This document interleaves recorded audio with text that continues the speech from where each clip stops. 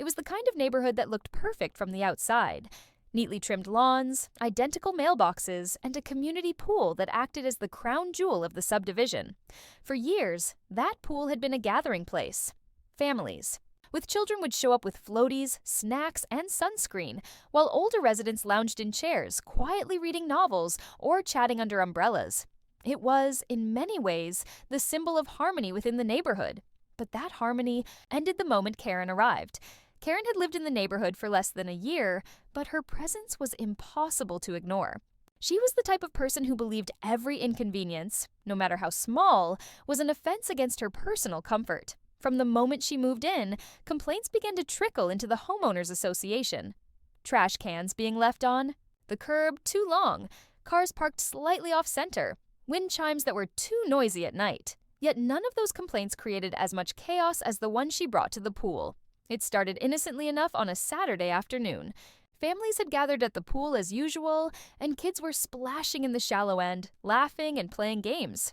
Parents supervised, keeping a watchful eye while chatting with neighbors. Then Karen appeared, oversized sunglasses perched on her face, carrying a book and a wide-brimmed sun hat. She walked straight to a lounge chair, sat down, and within minutes, her head snapped up. She glared at the children playing in the water, her expression tightening with each squeal of laughter. What began as a single complaint escalated quickly. She stormed to the HOA board, insisting that children were ruining the pool for adults who wanted peace and quiet. She argued that the pool was meant for relaxation, not for what she described as daycare-level chaos. Her request was bold and simple: ban kids from the pool during peak hours, if not altogether. At first, the board brushed it off. But Karen was relentless. She attended every HOA meeting, filled inboxes with lengthy emails, and even gathered a few of the older residents to support her cause. Over time, her persistence wore the board down. And then, shockingly, the announcement came. The HOA issued a notice. Starting immediately, children under the age of 16 would only be allowed in the pool during limited family hours. Outside of those hours, the pool was designated as an adult relaxation zone. The neighborhood erupted. Parents were furious, unable to believe that the very place designed for families had suddenly become off-limits to their children. The pool, once the hub of the community, now sat at the center of division. Arguments broke out on sidewalks, parents vented on community message boards, and whispers spread about who had pushed for the rule in the first place. It didn't take long for the truth to come out. Everyone knew Karen was behind it. At first, families tried to adapt. They brought their kids during the new family hours, but the restrictions made it nearly impossible. Parents who worked long days often couldn't get their kids to the pool before closing. Summer afternoons that were once filled with laughter now echoed with silence. The children, left out, began to complain to their parents, who grew angrier with every passing week. Meanwhile, Karen basked in her victory. She showed up to the pool during the new adult-only times, reclining smugly in her chair as if she owned the place. With the kids gone, she claimed the pool was finally peaceful, yet her satisfaction only fueled resentment. Neighbors began to avoid her on the sidewalks. Conversations stopped when she walked into the clubhouse. Parents exchanged looks of frustration and vowed that something had to be done. The tipping point came on the 4th of July. Traditionally, the pool was the centerpiece of the community's holiday celebration. Families would gather, bring food, and watch fireworks from the water's edge. But this year, because of the new rules, the pool was restricted. Children were not allowed past the gate during the busiest hours of the day. Parents were forced to stand outside with their kids, listening to splashes and laughter from the adults who had taken over their spot.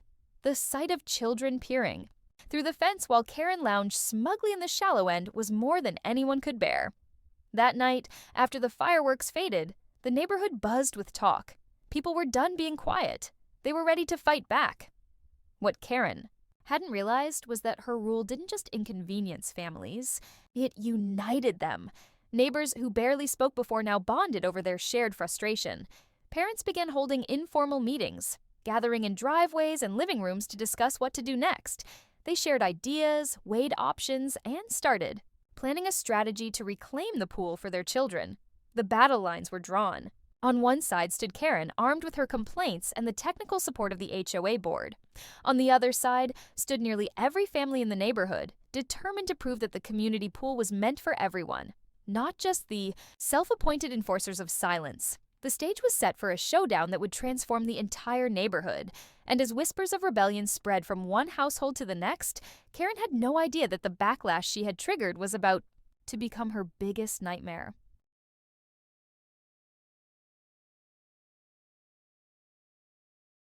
The days following the 4th of July were unlike anything the neighborhood had seen before. In years past, families would spend the long summer afternoons drifting to the pool, kids splashing until sunset, and parents chatting on the sidelines. But now, the pool was nearly empty, occupied only by a handful of adults stretched out on lounge chairs. The familiar sounds of laughter and water games had been replaced with silence, broken only by the occasional cough or the shuffle of pages turning in paperback novels. Karen treated the emptiness like a personal victory. Every morning, she arrived with her towel neatly folded under her arm and a smirk on her face. She walked past the locked gate with a confidence that made other residents roll their eyes. She settled into her favorite chair, sunglasses in place, and glanced around the nearly vacant pool deck with satisfaction. To her, this was peace. To everyone else, it was a theft of joy. But behind the closed doors of homes throughout the subdivision, a storm was building. Parents who once felt powerless were beginning to find strength in one another. Quiet frustrations that had once been whispered in passing now turned into focused conversations. It started small, two neighbors chatting on a front porch about how unfair the new pool rules were. Then, another neighbor overheard and joined in. Soon, entire driveways filled with families venting about their children being excluded. The frustration ran deeper than just the pool. Parents felt as if they were being told their kids didn't belong. Children who had grown up playing in that pool were suddenly outsiders in their own community. The hurt on their faces was enough to ignite something fierce in their parents. It wasn't just about swimming anymore. It was about belonging, fairness, and refusing to let one person dictate the rules for everyone. One evening, a group of parents gathered in the largest cul-de-sac of the neighborhood. Folding chairs were brought out, coolers filled with drinks, and children rode their bikes in circles while their parents spoke in hushed but determined tones. At first, the talk was scattered. Some suggested writing letters, others wanted to confront the HOA board directly. But the longer the discussion went on, the more it became clear. This wasn't going to be solved with a polite email. If Karen had forced her will on the community through persistence and pressure, then the families would need to fight back with persistence of their own. A plan began to take shape. The parents agreed that simply complaining wouldn't work. They needed to organize. They needed to prove that the HOA couldn't ignore them. One neighbor, a father with a background in law, explained that HOA rules weren't absolute. They could be challenged, even overturned, if enough members of the community voted against them. Another pointed out that the HOA board was elected, and its members could be replaced if residents were dissatisfied. The more they talked, the more empowered they felt. What started as a frustrated gathering transformed into a strategy session. Families began volunteering for different roles. Some would gather signatures for a petition, others would start attending every HOA meeting, documenting everything said. A few parents even offered to research state laws about community pools and children's access rights. Slowly, the revolt shifted from anger to action. Meanwhile, Karen had no idea what was brewing. From her perspective, the rule had succeeded. She strutted around the neighborhood with a newfound sense of authority, often reminding people of the peaceful pool, as if she had done them all a favor. But the glares she received in return should have been a warning. The neighborhood was turning against her, and the resentment was only growing.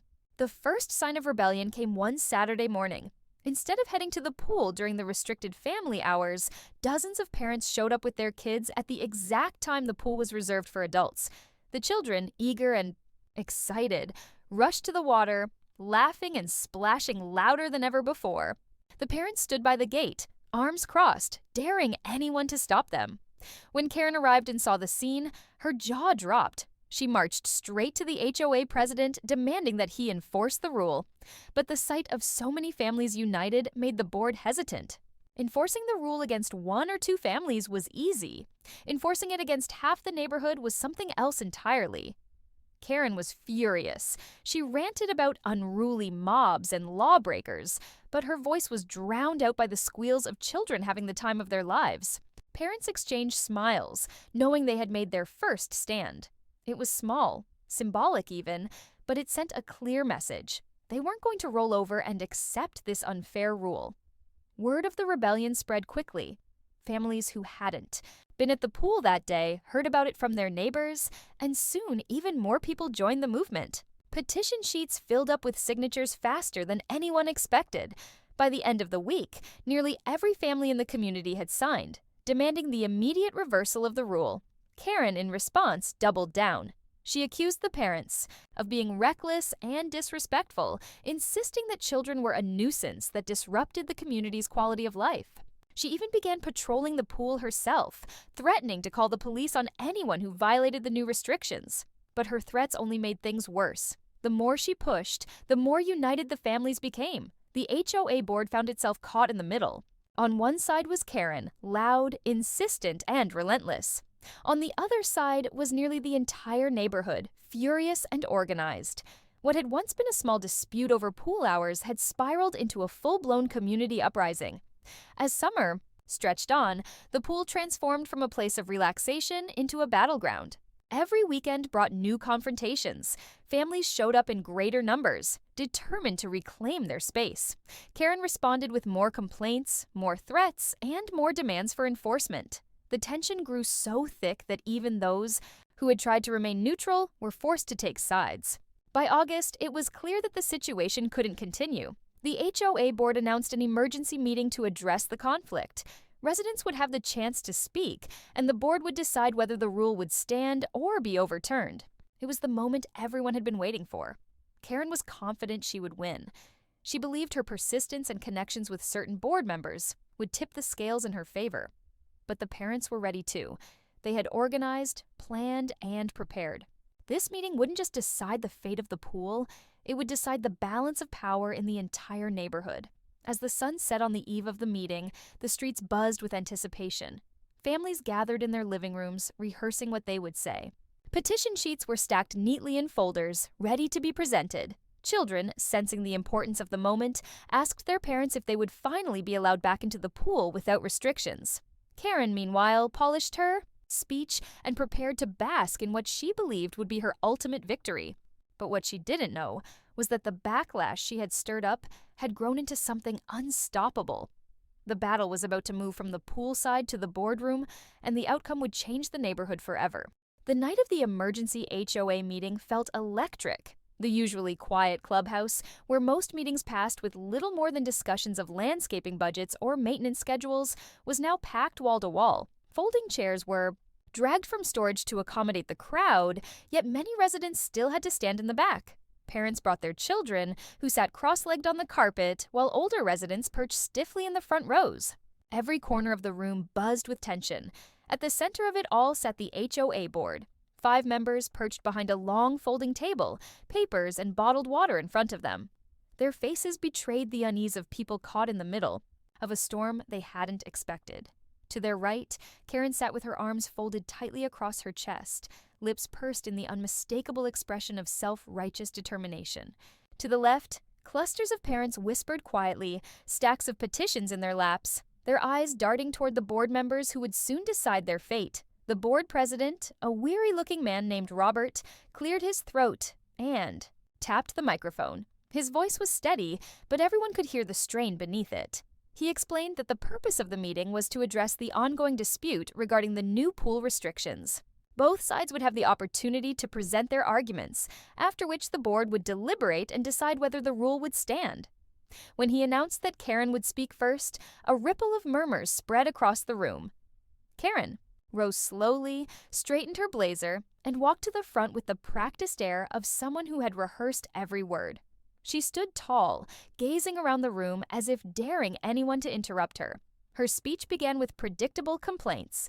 She described the pool before the restrictions as a chaotic circus, full of screaming children who disrupted the peace and made it impossible for adults to relax.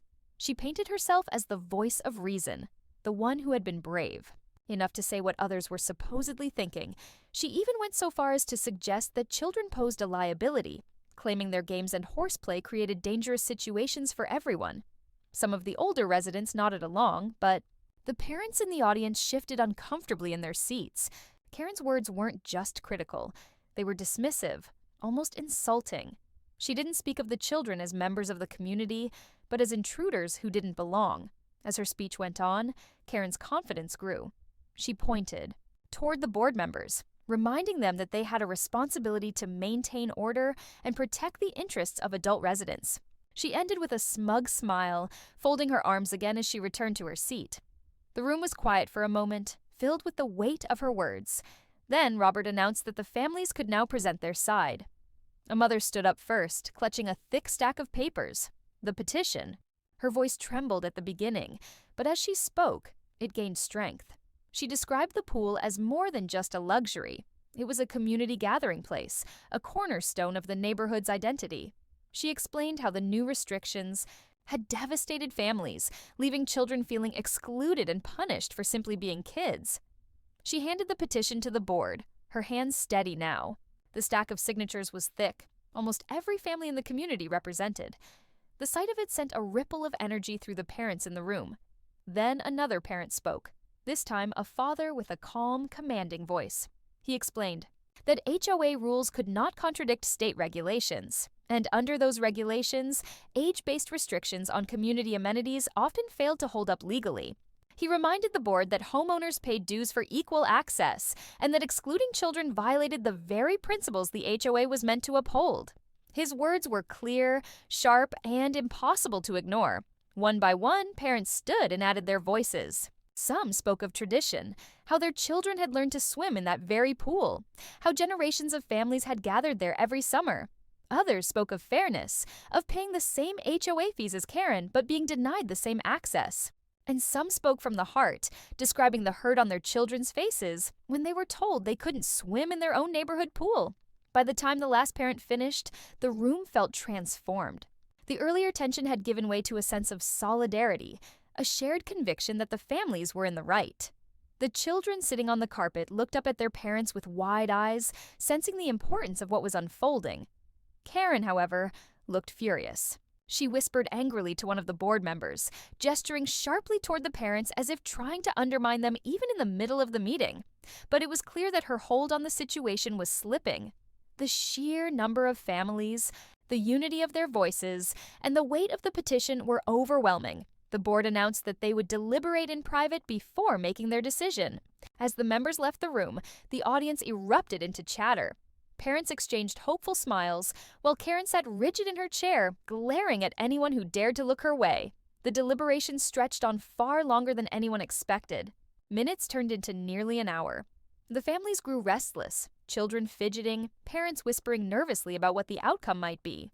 Karen sat perfectly still, her expression a mask of cold determination. She believed the board owed her for her persistence, and she was certain she would win. Finally, the board returned. The room fell silent as Robert stepped back to the microphone. His expression gave nothing away. He thanked both sides for their input, then announced the decision. The board had voted unanimously to overturn the rule. The pool would once again be open to all residents, children included, with no restrictions beyond the usual safety guidelines. The room erupted into applause, parents hugging their children, neighbors cheering. Relief swept through the crowd like a wave. But not everyone was celebrating.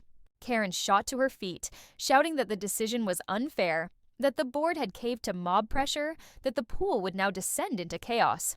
Her voice rose above the applause, shrill and angry, demanding that someone listen to her.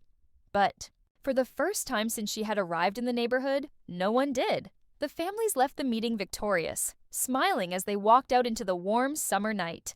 The children chattered excitedly, asking when they could go swimming again.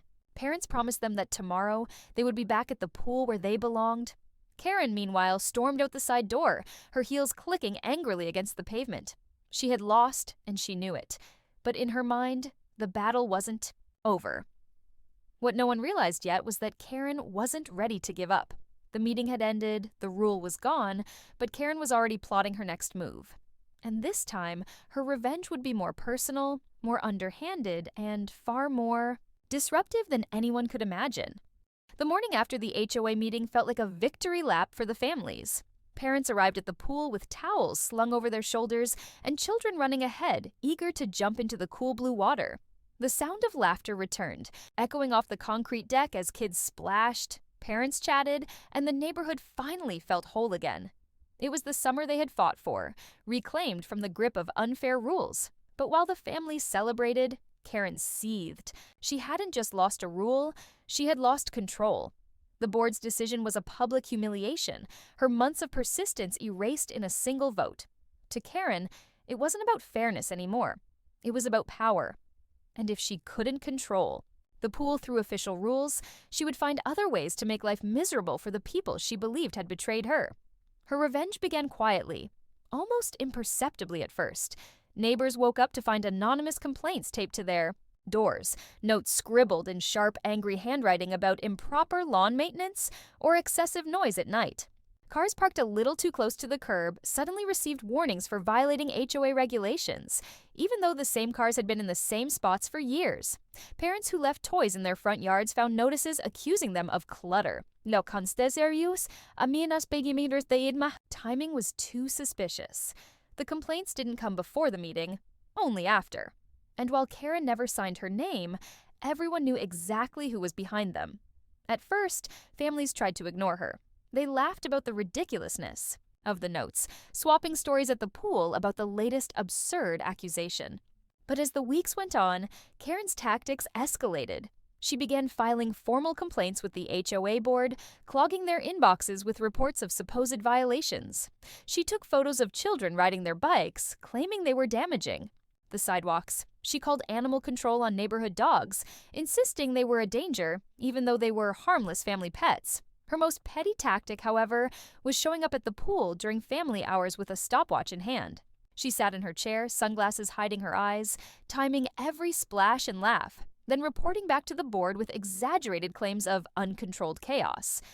Parents rolled their eyes, but her constant presence cast a shadow over what should have been carefree afternoons. By late summer, Karen's harassment had gone from annoying to exhausting. Families felt like they were under surveillance, as if every move they made outside their homes was being watched.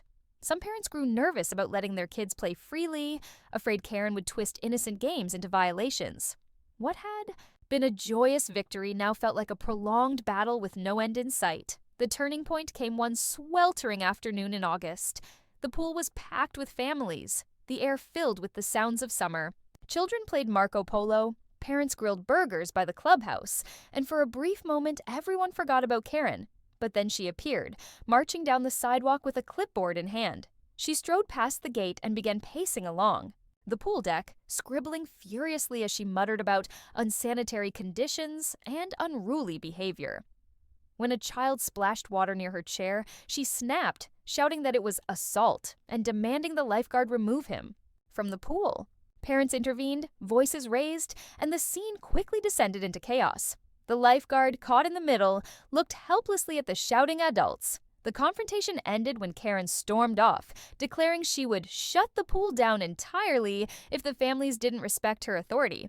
Children, shaken by the yelling, clung to their parents while the adults exchanged weary looks. It was clear that ignoring Karen wasn't enough. She wasn't going to stop until she drove them all to the breaking point. That night, families gathered again in driveways and living rooms, their frustration boiling over. The victory at the meeting had been sweet, but Karen's constant harassment was souring it. They realized they needed more than just one win. They needed a permanent solution. They needed to stop Karen once and for all. Some suggested filing harassment complaints.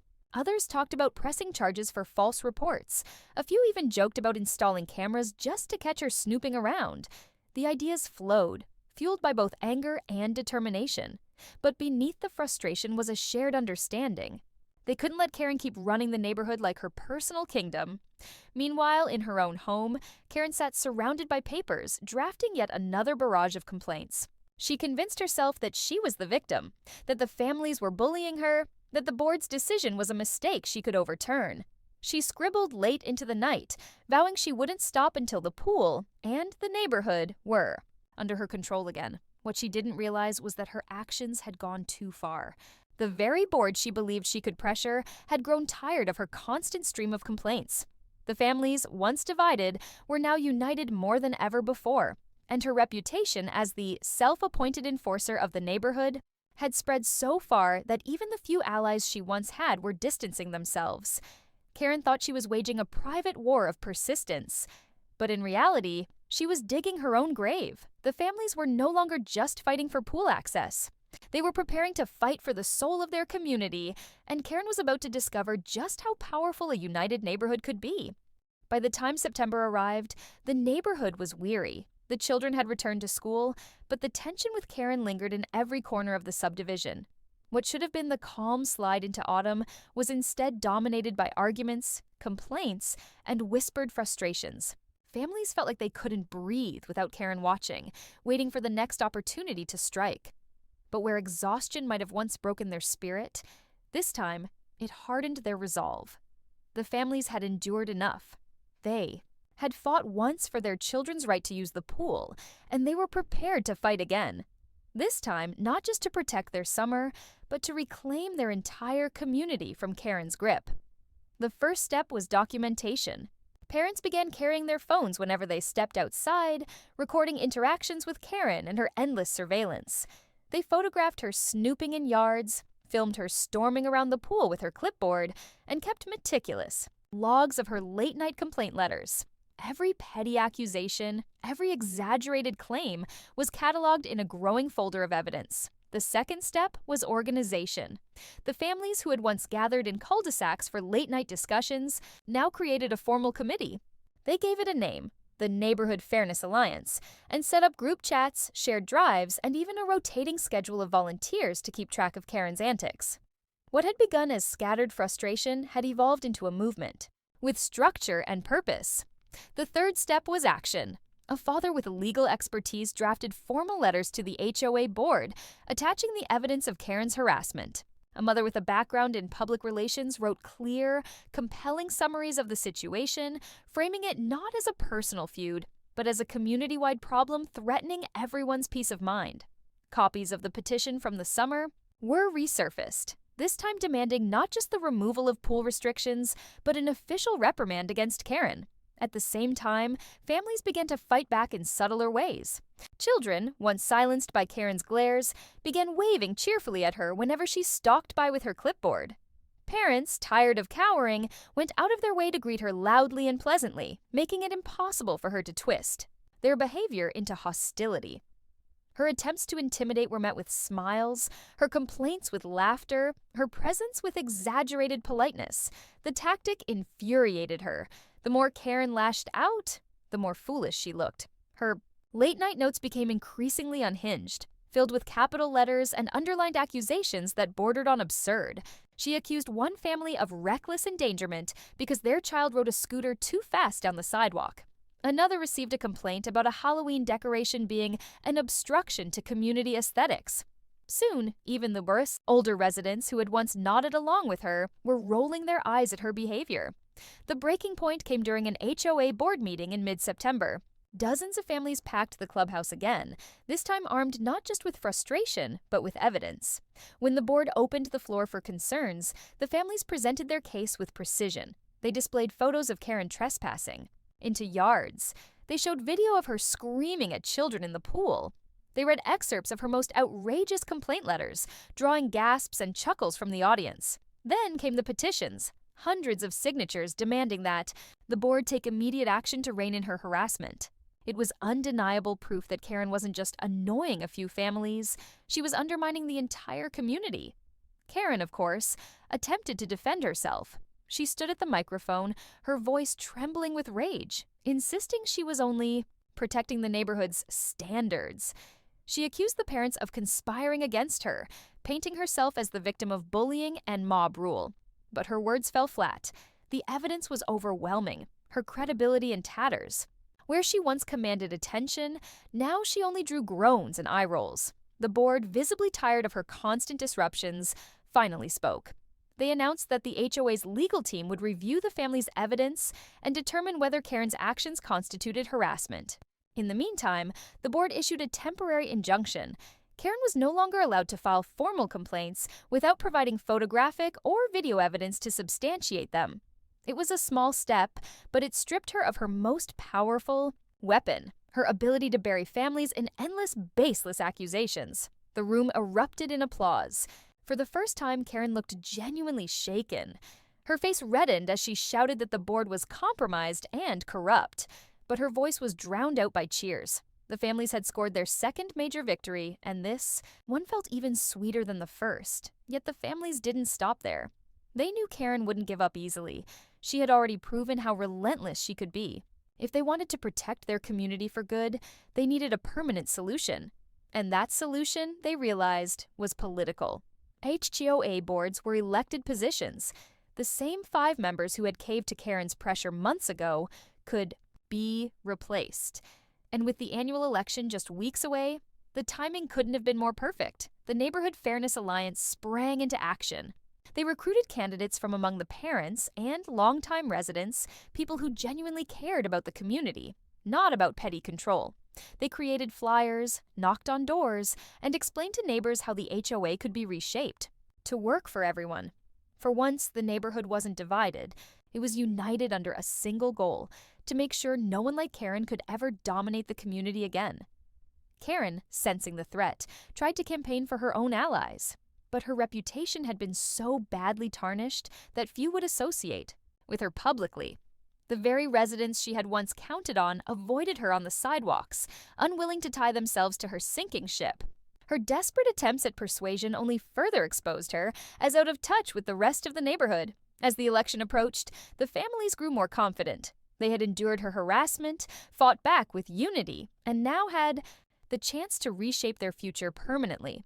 The pool had been the spark, but the real battle was about the neighborhood's identity, whether it would be ruled by fear and complaints or built on fairness and community. On the eve of the election, the atmosphere was electric once again. Families whispered in driveways about who they would vote for.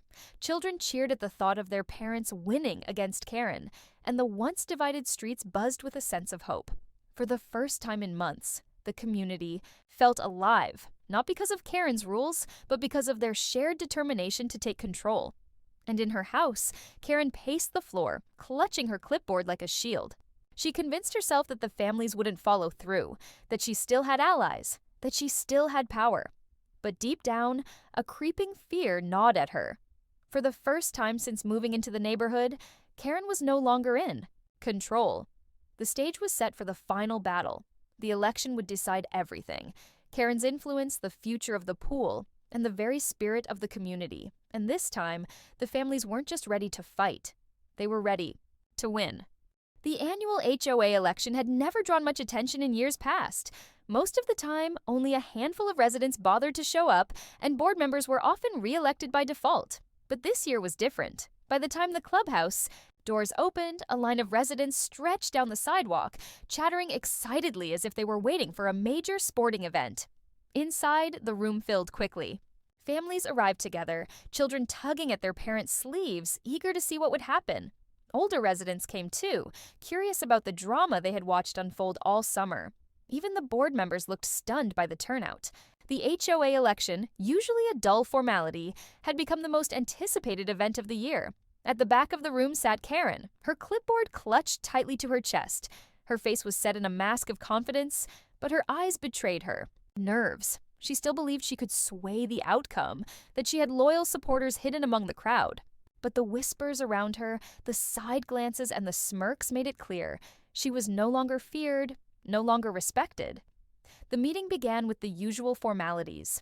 Introductions, a reading of last year's minutes. But the audience buzzed with impatience. Everyone knew why they were there. When the time came to announce the candidates, the room leaned forward in anticipation. 3 new names were read aloud. Parents and longtime residents nominated by the Neighborhood Fairness Alliance. Each stood, smiling nervously as the crowd applauded. Their speeches were short but powerful. They promised transparency, fairness, and above all, an end to the constant bickering and harassment that had plagued the community. They spoke not of rules and punishments, but of unity and shared enjoyment of the neighborhood. Then Karen stood. She announced her candidacy with a trembling voice, insisting that she was the only one who could restore order to the subdivision. She railed against the families, accusing them of bullying and chaos, painting herself as the lone defender of standards. But the audience didn't clap when she finished. Instead, silence hung heavy in the room, broken only by the faint sound of someone coughing in the back. The contrast was stark. The family's candidates had spoken of inclusion and fairness. Karen had spoken only of herself. The vote was conducted by secret ballot, but the outcome was obvious before the papers were even counted. Residents slipped their ballots into the box with determined expressions. Parents exchanging hopeful nods, children whispering about how their parents were going to beat Karen. Even some of the older residents who had once tolerated her had grown tired of her constant negativity and cast their votes for change. When the board president announced the results, the room erupted. The family's candidates had swept the election by an overwhelming margin. Cheers filled the clubhouse, children jumping up and down as if celebrating a championship win. Neighbors hugged, clapped one another on the back, and let out months of pent-up relief. Karen sat frozen in her chair, staring blankly ahead as if she couldn't comprehend what had happened. Her clipboard slipped from her hands, clattering to the floor. But she didn't move to pick it up. The reality of her defeat settled over her like a weight she couldn't lift. In the days that followed, the changes were swift. The new board overturned the last remnants of Karen's influence, clearing out the pile of petty complaints she had filed. They introduced new policies to ensure that no single resident could harass the community with endless, baseless reports again. They set up family-friendly events at the pool, hosted neighborhood barbecues, and even organized a fall festival, complete with games for children and food for adults. For the first time in years, the neighborhood felt alive again. The bitterness that had once divided residents was replaced with laughter, shared meals, and a renewed sense of pride in their community. Parents no longer feared letting their children play outside. The pool, once the center of conflict, returned to its rightful role as the heart of summer fun. And Karen, she faded into the background. Her days of patrolling the streets with a clipboard were over. She still lived in the neighborhood, but she was no longer a force anyone paid attention to. When she tried to lodge new complaints, the board demanded proper evidence, which she couldn't provide. Her power had been stripped away, her influence shattered. Neighbors stopped engaging with her theatrics. Instead of fueling her anger with arguments, they met her rants with silence. Without an audience, her voice lost its sting. She became, at last, what she had always feared most: irrelevant. For the families, the victory was more than just winning. Back the pool. It was proof that unity was stronger than selfishness, that no single person could dominate an entire community when neighbors stood together. They had turned frustration into action, action into change, and change into a lasting legacy for their children. Years later, parents would still tell the story of the summer they fought for the pool, laughing about the chaos, the meetings, and the infamous Karen who had tried to ban kids from swimming. It became a legend in the neighborhood, a cautionary tale about what happens when one person tries to put their own comfort above everyone else's happiness. The pool sparkled in the sunlight, once again filled with the sound of children's laughter. Families lounged together, older residents smiled from shaded chairs, and the community, united through struggle, thrived. The war was over, and the families had won. As for Karen, she never fully recovered from her defeat. Some said she eventually sold her house and moved away, searching for another neighborhood where she could impose her will. Others claimed she still lurked quietly in her home, peering out from behind the blinds, muttering about rules and standards. But in the end, it didn't matter, because the neighborhood had learned the most important lesson of all: no single voice, no matter how loud, could ever silence the laughter of children when an entire community stood together to protect it.